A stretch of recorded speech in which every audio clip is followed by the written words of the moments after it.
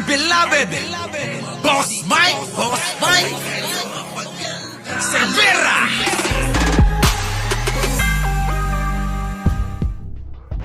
Hindi sapat ang simpleng pagpapatalsik kay Ako Bicol Party List Representative Zaldico bilang miyembro ng Kamara.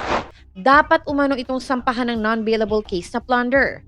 Ito ang mariing pahayag ni Navotas Representative Toby Tiangco matapos ang formal na pagsasampa ng reklamo laban sa dating chairman ng House Committee on Appropriations sa House Ethics Committee. Lumabas sa pagdinig ng Senate Blue Ribbon Committee na nagbaba umano si Ko ng 35 billion peso project sa kanyang district sa Bulacan mula 2022 kung saan kinutahan umano ito ng 25% na komisyon ayon kay dating District Engineer Henry Alcantara.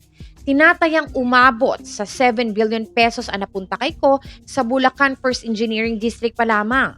Not only expulsion that's plunder, diba? Ang giit ni Tiangco na una na naghain ng ethics complaint laban kay Ko mula pa noong July ay hindi na nagpakita sa Kongreso. Kasama rin sa reklamo ang paglobo ng kontrata ng SunWest Construction, ang kumpanyang tinatag ni Ko mula 1.9 billion pesos noong 2016, tumaas ito ng husto sa ilalim ng kanyang pamumuno bilang appropriations chair na umabot ng 19.9 billion pesos noong 2024 bago bumagsak ngayong 2025 matapos siya matanggal sa pwesto.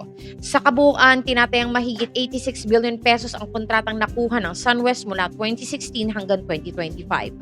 Dagdag pa ni Tiangco, sinisira ni Ko ang kredibilidad ng Kamara dahil sa mga anomalya sa General Appropriations Act o GAA, particular sa 2025 budget na tinawag nitong pinakamalala. Samantalang pinag-aaralan ni Tiangco na sampahan na reklamo sa Ethics Committee si Ko, sa isang panayam kasi kahapon, sinabi ni Tiangco na ang complaint ay hindi dahil sa posibleng pagsuway ni Ko sa kautusan ni House Speaker Faustino Boji III na umuwi ito sa loob ng 10 araw, kundi ang hindi nito pagsusumite ng report ng Small Committee sa 2025 House General Appropriations Bill. Pinag-aaralan, for example, yung hindi pag-file ng report doon sa Small Committee, is it enough na pwede siyang coma ethics doon?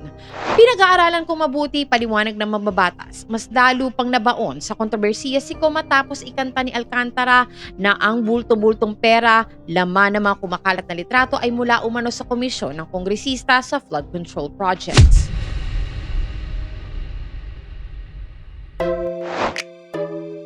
Sa ngalan po ni Boss Mike Cervera, ito po si Auntie Mama ng Rizal, also known as Anino TV, na nagsasabing mahalin po natin ang ating kapwa, ipagdasal po natin lagi ang ating bansa.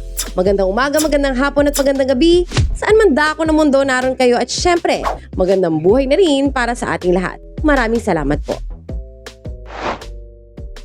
Our beloved Boss Mike